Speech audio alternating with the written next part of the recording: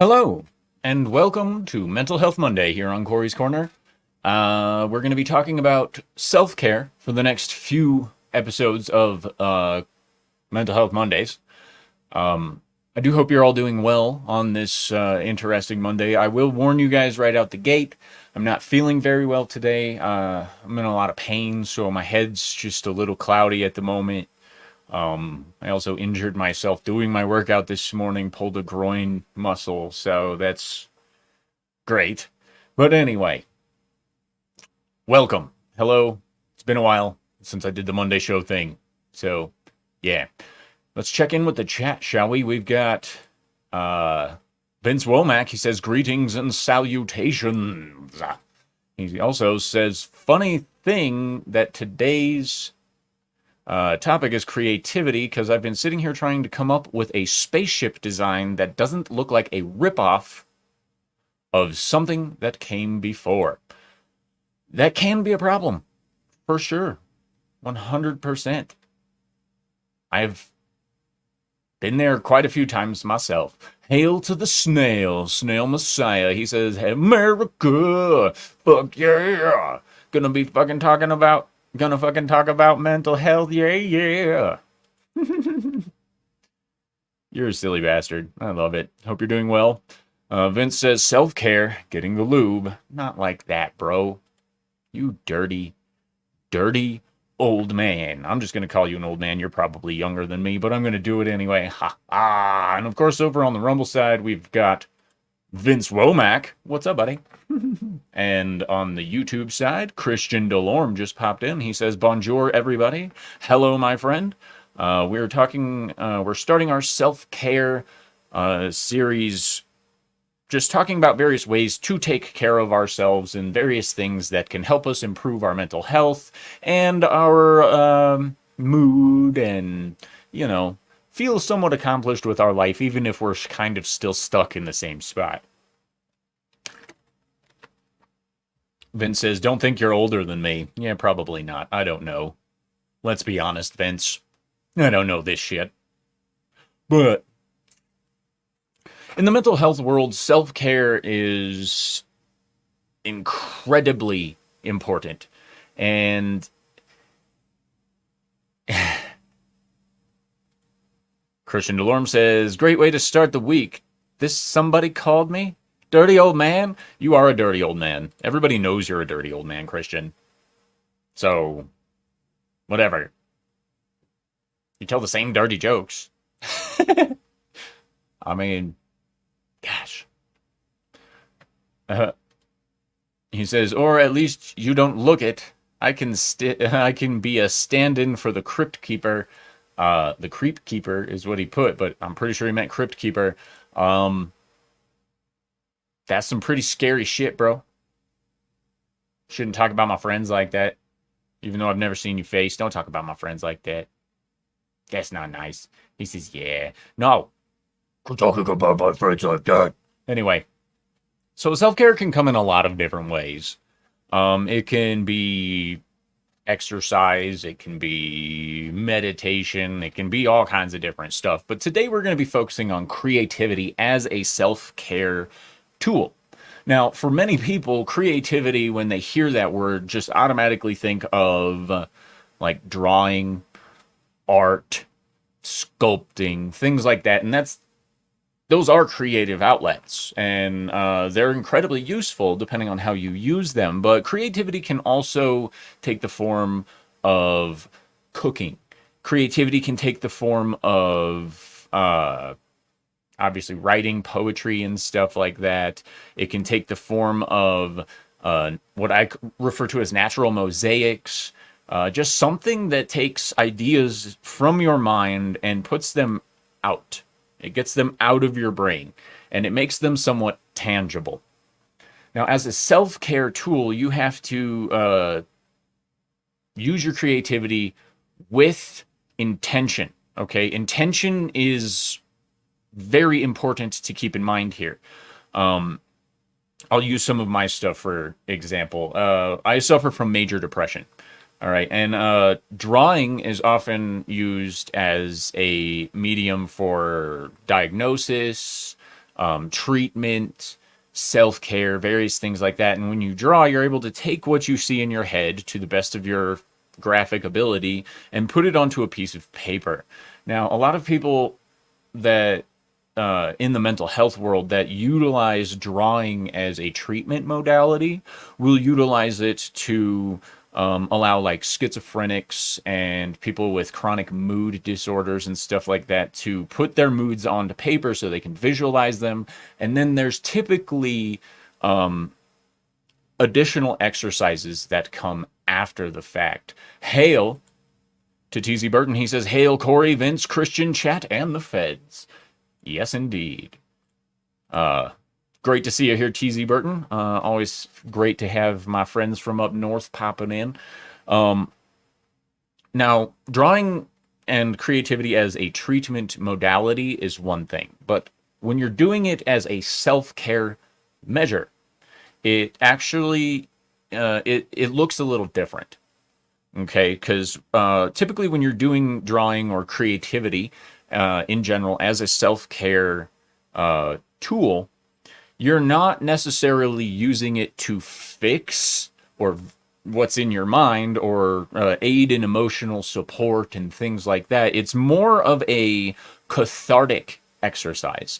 It's more designed to push out the latent emotions and bottled up emotions that you have, that every person has. Every person bottles to a certain degree. Those who don't are obviously overly emotional reactive, and that's a whole different discussion. But when it comes to self-care, this is typically a maintenance routine to help maintain a healthy mental space. Okay. Now, when you're using a creative means, I'll go back to drawing, for instance, as a self-care method, what you typically want to look for is you want it to be more of a free drawing, freestyle kind of thing, where you put the pen on the paper and you draw what your brain is creating. All right. And that, of course, is the first step in using creativity as a self-care, is you start with a free creation exercise, whether it's humming a tune or, coming up with some random beat or drawing, like putting a line on paper and turning it into a landscape or just something like that. Free it up to start. All right. And then you insert the intention. All right. You take that creativity and you start molding it towards an intended goal. All right. Music, for instance. When I'm making music, I will start with a single sound.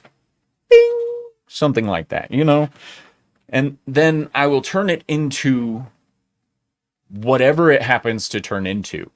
And then after it's taken on a life of its own, I will go back and I will manipulate that with intention to directly become my catharsis. Because so with the music in particular, what I do is I'll start with like a single instrument or a single sound, and then I will build it onto that and just let it take the genre train wherever it's going. So like if I start with pop, I'll just let it run with pop. But then when I go back with intention, I start manipulating it towards other sounds, and like maybe I want it to be about tacos. Maybe I want it to be about people telling me to dumb down my music, stuff like that. The catharsis comes out of the intent. But the creativity starts with free motion. I know that's kind of heady or whatever you want to call it to start out, but that's just the process that I use with creativity as a self-care tool. You begin allowing the chaos that's in your brain to spill out, and then you intentionally manipulate it towards what you want through intentional action. TZ Burton says, "You guys need to get your mind out of the gutter so I can get my mind in the gutter." There's plenty of room in the gutter, bro. Plenty of room. Vince Womack says, "One thing I never put on paper, lack of skill probably, is something I imagined when I just woke up after an operation. I would describe it as an insectoid phoenix." And that's interesting. Now, this right here is actually an important thing that he brings up. Lack of skill. Remember, when you're doing something creative, it doesn't matter how good, as a self-care thing, it doesn't matter how good you are at it, because you're doing it for a reason. And even if you just like slop it onto a piece of paper so you can see it, it's that's great. And the important thing to remember about creative skill sets is that they're also you can develop them. I told you my brain's kind of fried today because of all the pain and whatnot. But so everything you do creatively can be honed into, for lack of a better term, a professional skill set. But that's not the point of a self-care thing. If you're lacking skill and you feel the desire to draw something you saw in a dream or something along those lines, then do it. Then do it. It doesn't matter if it winds up looking like a stick bug, and like for Vince's example here, Insectoid Phoenix. If it winds up looking like a stick bug, or, you know, I don't know, like a crackhead tree, it's not a big deal, because the whole point of having a creative self-care tactic is to just get it out there, to do what your mind feels like it should do, and then to push towards an intention that will assist your mental processes after the fact. Snail Messiah says, to be honest, I just tried feeling how I am feeling, and I am not sure if I lie to myself. This is weird. Yeah, you definitely have to be aware of like what feelings you are feeling. A huge part of self-care is becoming self-aware of what your needs are so that you can fix them. So if you're not 100% sure of what's going on in your own head and with your own emotions and stuff, that is actually perfectly fine. You're allowed to not know how you feel at any given time, and you're allowed to just exist without feeling even. But you know, that's one of the roads to mental health maintenance, is an introspection towards understanding your emotions, how you feel them, and what they are exactly. Because sometimes a lot of people will mistake something along the lines of like extreme boredom for depression. And, you know, that's it's a different discussion, but, you know, like sometimes it can be confusing, because sometimes when people get bored, they do get depressed. And it's just a really, really strange thing. TZ Burton says, I was trimming trees all day yesterday. I am so sore today, using a pole saw and trying my best to have the tree fall on me. Yeah, dude, those pole saws definitely kill your shoulders and all that stuff, man. It's pretty hardcore. Now, back to creativity. One of the things about creativity, other than the cathartic release that it gives you, is it also allows your mind to push away all of the outside influences that are constantly weighing on us. Okay, hail to John Edgar. He says, listening in during a work break. Great to have you, John. Always wonderful to see you here. Breaks, full time, doesn't matter. Every second is awesome. Now, what was I saying? Yeah, and here comes the first stream brain moment. We were talking about self-care. Fuck.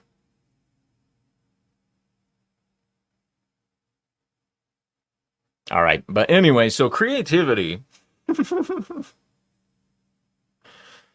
Creativity as a self-care tool.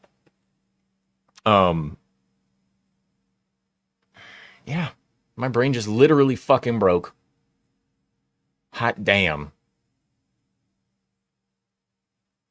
This is why self-care is important, because so you can keep your mind and your body fresh and able to do what you need it to do. Ugh.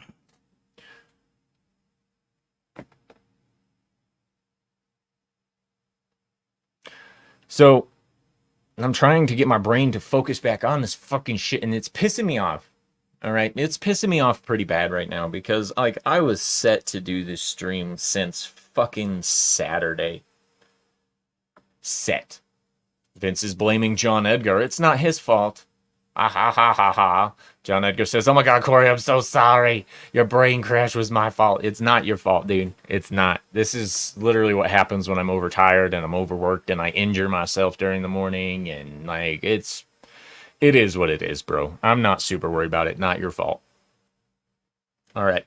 So creativity doesn't even have to be a traditional modality either. You don't have to draw, you don't have to sing, you don't have to sculpt, you don't have to do any of that. Like cooking is one of the most cathartic creative processes that you can actually do, in my personal opinion. And one of the greatest things about cooking as a creative self-care method is that you get a chance to not only create something, but then you get to eat it. So that's always great. So that's a double self-care thing there. But it's your creativity should be inspired both externally and internally. That's what I was fucking talking about. Creativity. All right, now I'm going to bounce back again. Wow, I'm still sweating and it felt like I was bleeding. I have no idea why. But anyway, so creativity. Fucking brain. I don't struggle bus. Meep, your month is here. I cannot keep that train of thought going. Anyway, so when you're cooking for creativity, you do want to be careful and understand your palate. Okay. Vince says having the eat it afterwards is a pro or a con depending on what you did. Yes. So that's why you want to be aware of what your flavor palette is and stuff like that when you're cooking as a creative outlet. Because you have to understand the clashing flavors and the various things like this. And, you know, it is okay to take classes to develop a creative skill towards the goal of self-care. And, you could do as long as it's not a huge problem with you being an alcoholic or anything like that, you could do like the wine and canvas events where you go and you have a glass of wine and you learn how to paint. You could take singing lessons online. You can take cooking lessons, all this other stuff so you can understand the creative outlet that you want to pursue. But the reality of using creativity as self-care is it only helps as self-care if it actually does something for you. Be it a cathartic release, be it a momentary distraction from all of this stuff going on outside because you have a detail-focused task that you can just, pour your brain and your emotions into without actually having to fully experience them. It's kind of a disassociative process, but not in a clinically significant way. You're partially forcing a disconnect between your reality and your emotions while you're in a creative mode. So your brain can have time to process everything else. It's kind of like sleeping. All right. When your brain is shut off while you're sleeping, it's still technically active, but it's doing what it needs to do in order to heal your body and your mind. Now, when it comes to creativity, it's the same thing. It's just not as physically rejuvenative as sleeping. Now, let's go back to the example of drawing, for instance. When you're drawing something, you want to draw based on your mood. You don't want to try to change your mood with what you're creating. And I know that's a weird thing to say, but a healthy human experience is, in fact, understanding and experiencing your emotions as they crop up. Real quick, Vince Womack says, "Con, it tastes like crap." Pro, there's plenty of it. Yeah, been there. Been there. Quite a bit. Ugh. I have made some horrid dishes, ladies and gentlemen. It took me a long time to get to where I'm all like, this is good. Now, it is a rejuvenative process to use creativity, but it's mentally rejuvenates you more than it does physically, and that's one of the things to keep in mind. If you're looking for self-care that's physically based, we will talk about that in a future episode. But the creativity portion of it really comes down to what your physicality is, because you can be physical and you can be creative at the same time. Like I have a guy up the street from me who does scrap metal art. and it's heavy pieces of scrap metal, and he made this like crazy T-Rex thing. I fucking love it. He even put like glowing red eyes in it. It's cool. But that's an example of a physical yet creative outlet that allows someone to cathartically heal themselves.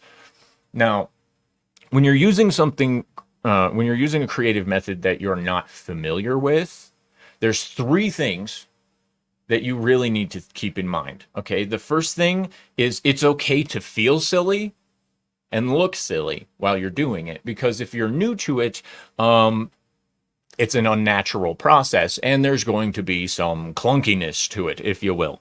Now, sorry, trying to keep my brain on a single track. Now, if you're easily embarrassed, then my advice is start doing these things that make you uncomfortable towards your creative ends privately. Nothing says you have to do any of this stuff in public.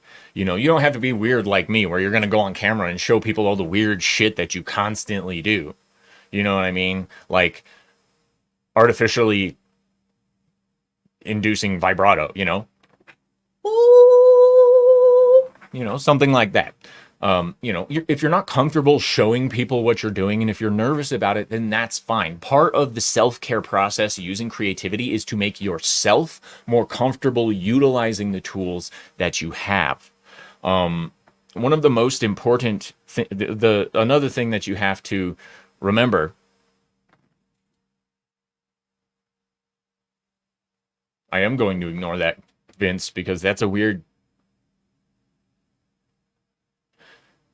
is a weird message to send. Anyway, feeling awkward while doing something new is natural. Do not let it stop you. Developing and nurturing a creative side also allows you to change the viewpoint that you have on certain things, because you're able to see more details. You're able to pay attention to I'm sorry. You're able to pay attention to like what emotions you put where, stuff like that. And while you're learning to do it, it allows you to do an introspective self-learning process that helps you better understand both your emotional processes. It can help you understand sleep-wake cycles. It all really depends. And one of the major things that inhibits in a person's creativity is a lack of confidence. And when you're lacking confidence, you literally lose motivation. And as a person who suffers from depression, I can tell you, when you have no motivation to do creative stuff, or you have no motivation to do anything, then self-care is almost impossible.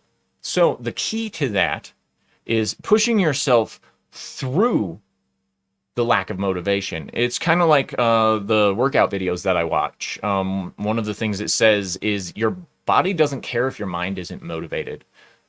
Show up and it'll do it anyway. And it's very similar. Now, the reason we're using creativity as a self-care method is because it's not because you want to feed the mindset that you're in most of the time. It's because you want to break the mindset that you're in. And that's why I say you start by creating with the mood that you're currently in and probably want to escape. And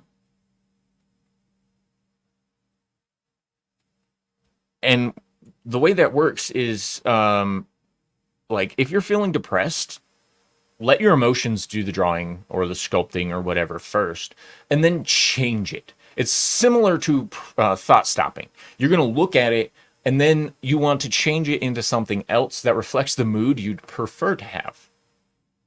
Right? So if you're drawing a big gloomy house or whatever, okay, and it's dark and it's dilapidated and all this other stuff, maybe you want to run it through a little like remodel. Give it some more vibrant colors, give it more accommodating or more pleasant shape.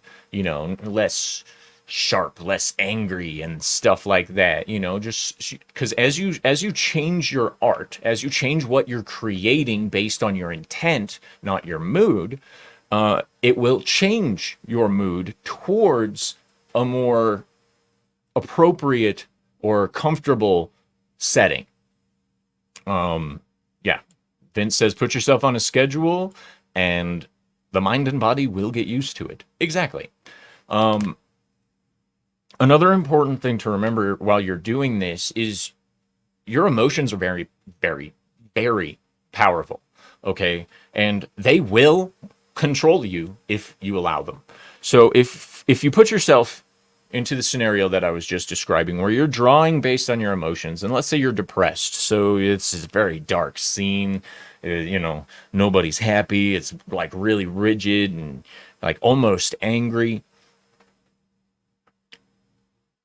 When you create that, after you've created that, walk away for 10 minutes. Give yourself a minute to decompress from what you just did.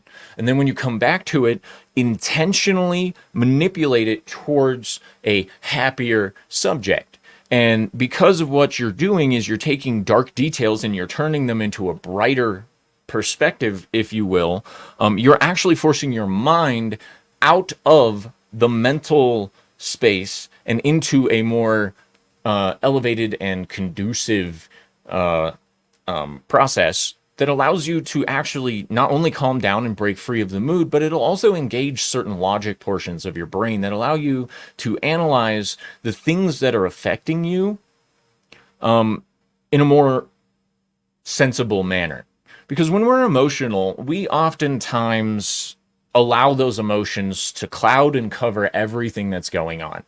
And it's a very natural process. But what the point of a creative self-care tactic is to understand all of that.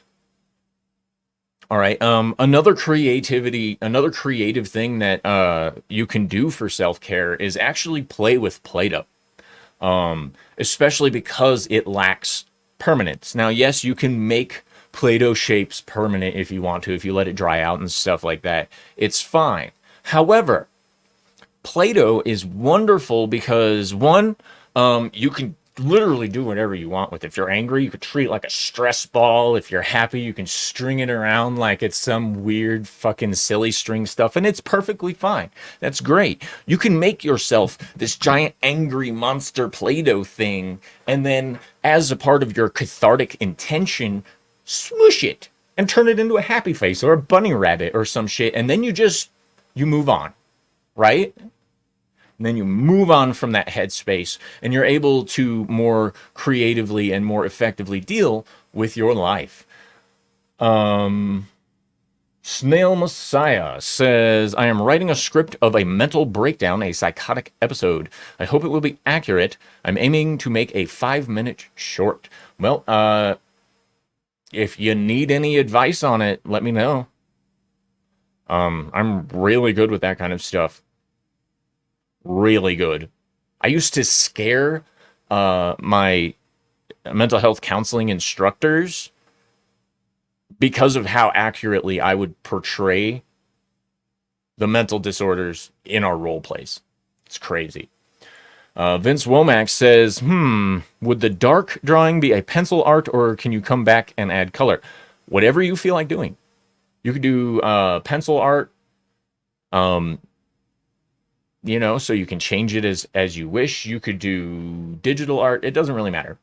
If you do the dark drawing method, it is easier if you have something that you can erase or change the colors therein. Ko-Fi Bot says TZ Burton gave us a donation, so let's check that out, shall we? We're going to head on over to the Ko-Fi side, and I forgot to push this button. Yep, got to push the button. All right. TZ Burton. He says, my brother just hit 40 years sober this month. Hail and congratulations, sir. Yeah. Drugs and alcohol almost killed him. He races motorcycles in the quarter mile. His top speed was 150 miles per hour. My mental health outlet is playing hockey and gardening. That is a fantastic mental health outlet. 100%. Thank you, TZ Burton, for the $6. Always wonderful to get a donation from my friends. Hail to Nagurdnal, otherwise known as Landrigan. He says, hey, Corey, hey, chat. Hail. That's awesome. TZ Burton says, having friends in real life helps too. Yes, it does. I just became friends with my new neighbor. That's awesome. That's awesome. Having friends in real life is incredibly cathartic or incredibly beneficial towards self-care and mental health. Hardiness. Mental hardiness is what I was trying to say. Oh my gosh. TZ Burton says, our VP is Play-Doh. 1 minute loves curry, 1 minute loves collard greens. Wow. Wow. And of course, everyone is, of course, congratulating TZ Burton's brother on 40 years sober. That's awesome, bro. Seriously, that's great. That is great. Another creative thing that you can do if you feel that you lack creative ability is find something that interests you, something that you might like to do, and then start exploring it. And I don't mean doing it. Like, if you want to learn how to draw, start taking a look. Start probing interests, if you will. And what you want to do is you want to find the one thing that not only interests you, but you want to find something that will challenge you. Because if it's easy, it's boring. And I know that's a weird thing to say. People who earned the skill set and it's easy because they're really good, that's a different story. But if it's automatically easy and you have this innate talent towards what you're doing, there's a chance you can get burned out on it faster. So you want to find something that can challenge you. On the same note, if you're doing something that you have done before and you feel it's kind of boring, then find another way to challenge yourself to improve within that creative realm. For instance, if you're an amazing drawer of people, try drawing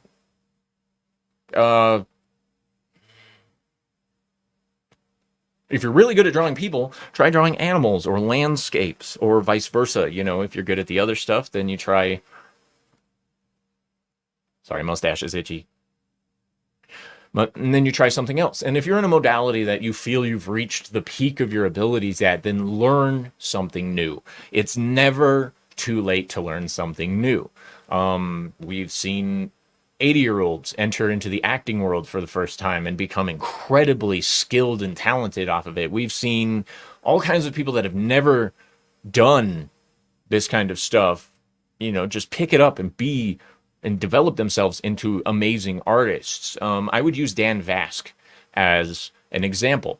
He himself admitted he was not good as a musician. He was not good as a singer. He had to push himself to become good. And if you don't have the goal of becoming good at this stuff, then you can still utilize it towards the ends of improving your mental health. For instance, I just started learning how to draw 2 months ago. I've shown you guys some progress photos and stuff that I've done. But, when it boils down to it, 2 months ago, I couldn't even draw a stick figure, and now I'm doing Rengoku. Where you go with your abilities is 100% on you. And that's one of the things about self-care that a lot of people forget, is that it is a self-driven method. It is something that aims to you, specifically designed for you, and meant to benefit you. Now, of course, you being in a better mental space, in a better mental health area, whatever, condition, brain's barely working right now, it's pissing me off. Anyway, will help other people. But they're not your fucking problem. This is a self-care. Okay, you do this so you can build yourself into a better version of yourself. so you can be more mentally hardy, so you can be more emotionally stable, so you can be able to look at things and not catastrophize the outcomes, various things like that. Self-care is about the self, not others. Others will benefit from you taking care of yourself, but that is a secondary byproduct. That is not the primary goal of what you should be doing. Snail Messiah talks about entertainment. I just sent it to you. You're welcome to read it out loud if you wish. I wrote stuff just to get creative, and that is what it became. Now I'm trying to make it a script. I will take a look at it as soon as I have a chance. Christian Delorme says, I was always a Lego kid, so in my teens I got a small-scale models. Nice, got into small-scale models. Now in my 50s, I'm going back into it. The only problem is lack of motivation due to depression. And that's one of the things that we talked about earlier. You want to utilize your creative methods to break you out of that. Start where you are, build yourself up. Start in your darkness, start in your depression, build a fucking model guillotine, whatever. Then get yourself some minifigures to make it fun and put like a clown that just got his head cut off, surrounded by cannibals complaining that he tastes funny. You have to be able to recognize where you want to be, because you know where you are. Every person who's ever experienced depression knows where they are in that moment. And when you partake in a creative means, it allows you the opportunity to change where you are so you can improve it towards where you want to be. And Legos are also a fantastic medium for creativity, by the way. It's awesome. Vince Womack says, my dad returned to college at age 60 plus and got degrees in astrophysics and archaeology. He's currently at the most northern part of Norway on vacation. Yeah, you're damn right. Never too old to do stuff. Indeed. Christian Delorme says, I also have lots of anxiety issues and anxiety/useless energy, so my creativity care turns into pacing and rocking in a chair. Well, okay, on that note, do something that's, and this is weird, you don't have to follow this if you don't want to, but with anxiety and what you refer to as useless energy, do something that requires a slight bit more physical interaction. So if you're doing miniature figures, do the metal ones that require you to actually like pick them up and move them and they're heavier, or move in to try and do some wood sculpting, or because anxiety and useless energy are literally just pent up nerve energy, not the anxiety portion, that's different. But the useless energy thing you can expel through just making your creative processes a little bit more physically involved. One of the ways you could do that is, like, for instance, if you're playing with Play-Doh, beat the shit out of it. It's Play-Doh. Don't do it on a wood surface because it'll get stuck in the grains, but like just beat the shit out of Play-Doh. Beat the shit out of it, turn it into like a little person and squish it. Do some Mr. Bill stuff, Oh no! Just, like you can use aggression and anxiety and all this stuff in your creative outlets so you don't have to worry about them anymore. Shut up, dogs. Anyway, all right. That's probably not the best advice, but like, let's be honest, you can utilize the anxiety in your creative stuff to do like, try not to do a monotonous task. Do something that's incredibly involved when you're dealing with anxiety and a lot of energy. You want to be able to pour as much energy into it as possible. John Edgar says, Don Vask is a great example. I agree. I kind of did this when I started painting those little miniature heroes and monsters for D&D games, and now it really helps me decompress. It's a perfect example. Vince Womack says, yeah, sound like the jester made fun of the wrong person. Well, if the jester makes fun of the wrong person and he's the one that deserves to be in the guillotine, do it. Just saying, And a lot of people have this misguided notion that your self-care stuff, especially within creativity, within creative realms, needs to be positive. Okay? It doesn't need to be positive. in any way, shape, or form. You can take those negative emotions of rage and sadness and all this other stuff and pour it directly into your fucking work and then set it on fire if you want to. It literally, whatever works for you. That being said, don't go crazy. Don't be like, hey, yeah, so I created this picture of my best friend Jen, so now I'm going to set her on fire. No, that's not what I'm talking about. If you create something and you're creating it out of anger, in my personal opinion, it is better to create it with the intention of destroying it.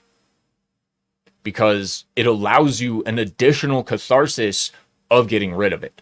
Creation and destruction all in one fell swoop. All right, it's probably not the best thing to do if your art modality is like stained glass or, you know, little crystal figures, stuff like that. But I mean, if you're making something out of clay and you just want to make something to break, do it. Do it. Just saying, you know, it does not, under any circumstances, need to be a happy, happy, joy experience. Okay, self-care is not about pretending to be happy. It's not Facebook. Okay, self-care is not Facebook. It is not about pretending to be happy and convincing yourself that there's nothing wrong, because that just makes problems worse. If you ignore the problem or you just completely outright deny the problem even exists, you are compounding the issues and making it that much worse for you. So you can't deny your existing emotions while you're partaking in self-care. You have to be able to recognize them.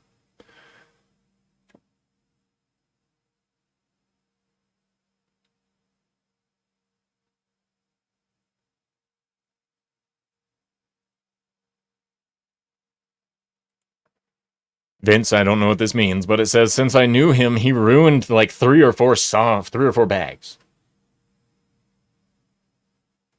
I don't know what that means, bro. Sorry. No idea what that means. You know, a lot of mental health professionals try to stay out of the dark realms because they feel that they just need to pull everyone out of the dark realms. And what they don't really understand is that when someone's fighting demons, sometimes you have to fight the demons in the dark.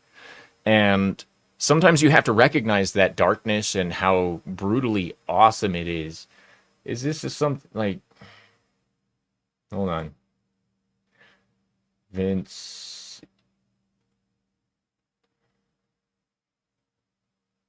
Sound like the Jester Fade made fun of the round person. And then it says... see, there we go.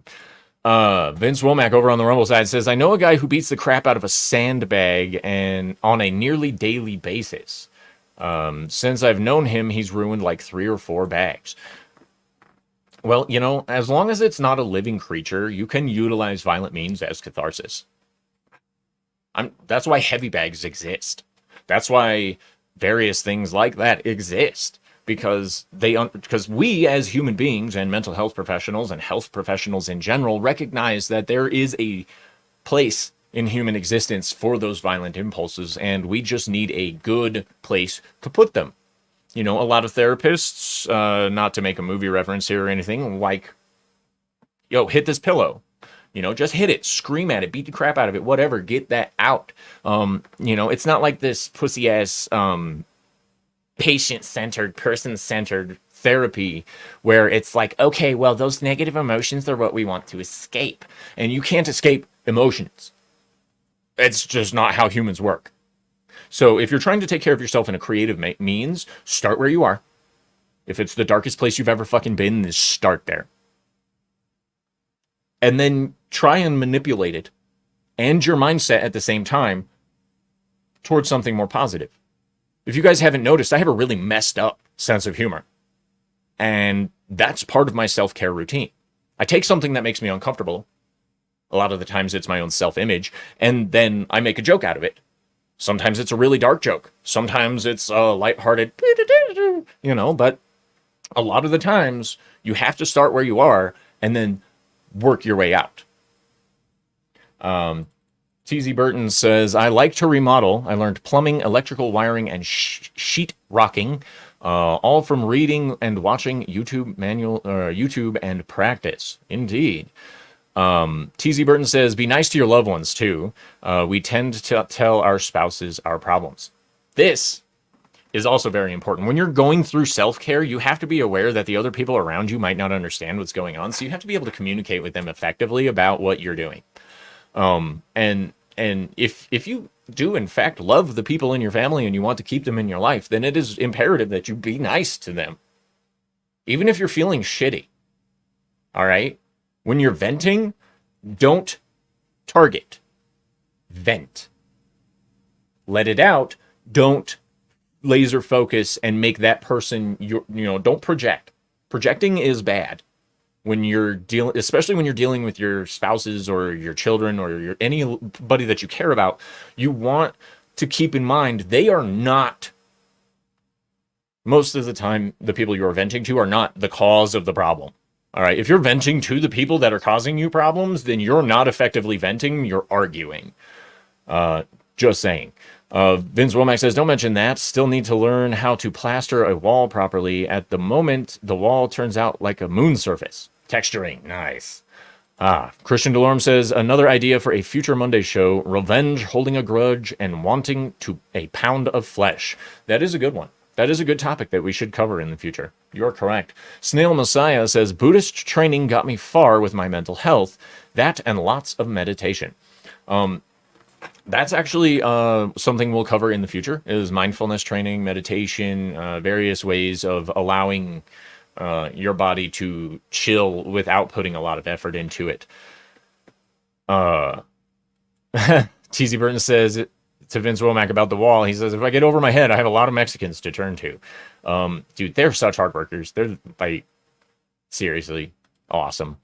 Neil Messiah says, when I have my depressive episodes, the tears just start running, but I accept that they are there. They're welcome to be there, but that is just my body. I am not my body. You have to be able to feel the emotions completely. But you also have to know when to stop them, which is another discussion we will have later on. But what he says there is actually very important. You have to let the tears run, or you're just going to build up that tension inside, and you're going to wind up with, cancer.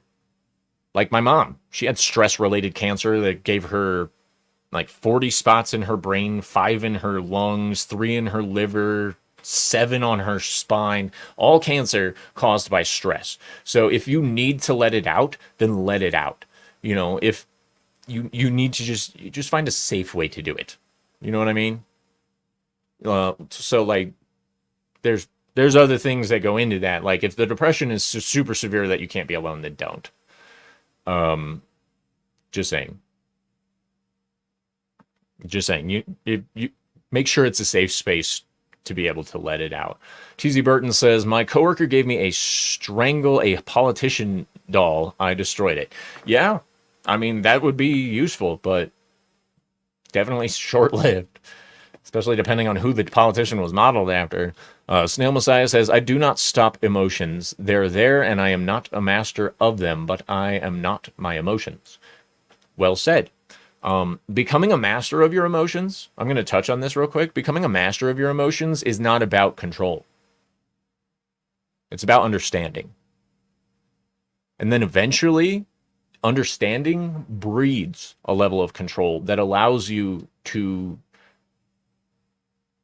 appropriately express the emotions that you're experiencing. And one of the things that creativity can do as a self-care modality is allow you to understand and express those emotions in a way that's not only incredibly personal, but incredibly easy for you to look at after the fact and analyze. Because if you're going to see a mental health professional, that's fantastic. That's great. I hope they work out well for you. 89%, 99%, whatever you want to actually say this number is, it's really high. Statistically speaking, but all the work is on you. The therapist is there to show you tools, maybe be a sounding board for ideas in your head and stuff, but if they're actively trying to manipulate the way that your emotions present themselves, they're not a good professional. Just saying. They're not. You need to be able to understand, experience, and resolve emotions as they happen. And yeah. TZ Burton says it's an art form. I think Europe has different texturing than the US. I've done texturing before. They are just talking about walls over there, bro. See, that's good. That's good. See, maybe remodeling is your creative and artistic outlet, and that's fantastic. Maybe it's quilting. Maybe it's writing music, drawing, sculpting, blah blah blah. Maybe you're a tattoo artist and you just, want some new ink on yourself and you want to do it yourself. That's also a form of pain replacement therapy, but that's a completely different discussion. By the way, that's not a professional term. Pain replacement therapy. Most people are like, let's just avoid pain. It's like, yeah, well, I got news for you. No pain, no gain. It's a literal thing. If you're not struggling to get through certain processes, then you're probably not doing it right, or you're not focusing on the right issues. Because improvement and like self-realization is a painful process. It is. I'm not going to sugarcoat that shit. It fucking sucks. It hurts. It hurts the relationships. It hurts your physical health. It hurts your mental health, all this other stuff. But it's necessary a lot of the time in order to make progress, I think is the right way to say that. Anyway. Now, another creative method that a lot of people actually don't think about, and I know this sounds strange, is dancing.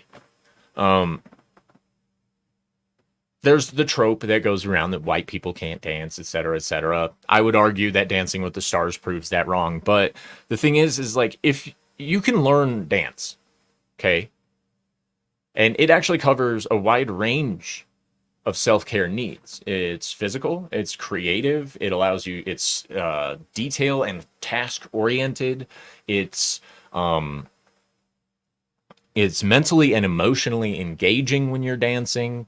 And dance is actually one of probably the most cathartic things you can do.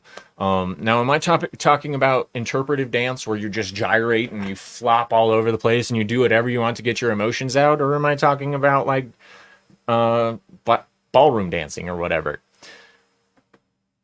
Yes. Literally, both. Any form of dance is actually incredibly cathartic. It's just a matter of how comfortable you are looking silly and whether or not that's something you actually want to do. Vince Womack says ballet, waltz, and would suggest otherwise. First of all, ballet is only mentally destructive when you're doing it professionally. Waltzing, that depends on your partner. Unless you're doing a solo waltz, which exists, but it's weird. Just saying. Vince says, yes, it's not twerking, so young people don't understand it. This is true. This is true. The only reason I would advise against twerking is because your lower back kind of supports you. Unless you're got a strong lower back and you're out there just bouncing your ass up and down, you're gonna fuck yourself up. But people get what they deserve most of the time. So what does it say? But yeah, I don't know if this even made sense or if this came out as a crackhead's rant, but yeah, I hope today's show helped some people, or at least was entertaining with how much my brain shut off during this entire thing. But I guess I'll leave on this final note. The most important thing to remember about self-care is that you are caring for yourself. A lot of us have issues with giving a shit about ourselves or giving a shit about anything like about ourselves. A lot of people hate themselves, for lack of a better term. Hail to Lester San Jose. He says, and infotaining. Thank you, my friend. It's great to see you. Vince says, I don't do ballet, just occasionally like to watch it. I don't blame you. Christian Delorme says, it was good. I learned something new as always. Remember, please, ladies and gentlemen, while you're taking care of yourself, that you are at a goal of improving your own life. Fuck everybody else. Improve yourself. That's my self-care mantra, if you will. Fuck them. Get better. To use the Dark Souls quote from the community, get good. That's not a bashing thing to say, or it's a challenge. Push yourself to get better in every way. And self-care is about self. If you're not focusing on yourself, if you're doing self-care with someone else in mind, then you're not fucking doing it right. You need to be able to take care of you. Self-care, you. And everyone has a different routine. So you have to explore what works for you, what actually pushes you towards improvement. Now, there's a lot of ways that you could twist this into the darkness if you want. But honestly, the reality of the situation is, if you're using creativity as a self-care means, it's 100% based on how you utilize it, on whether or not it's going to be effective. Remember, start where you are and then intentionally change your way to a better place. Intentional motion. Yeah. Anyway. Snail Messiah says, love your shows, also your GTA streams. Thank you. John Edgar says, I enjoyed this too. Thank you. Vince Womack says, I agree with Christian. If one can walk away with new knowledge, it was worth it. Thank you. And Christian Delorme says, yeah, GTA stream and a couple of beers equals a great time. I'm glad to hear that, sir. But ladies and gentlemen, I'm going to bounce. I'm going to go do my own creative stuff for a little while. Catch me tonight. We will be having a Dick's News US tonight at 6 p.m. Mountain Time. You do the math. And until next time, ladies and gentlemen, hold on. Stay sexy, don't get murdered. And as always, have a wonderful time. But first, Vince Womack says, did Corey get one of the characters drunk or stoned in the game? I have. I think I've gotten Franklin and Culture Trevor both completely trashed. But anyway, peace.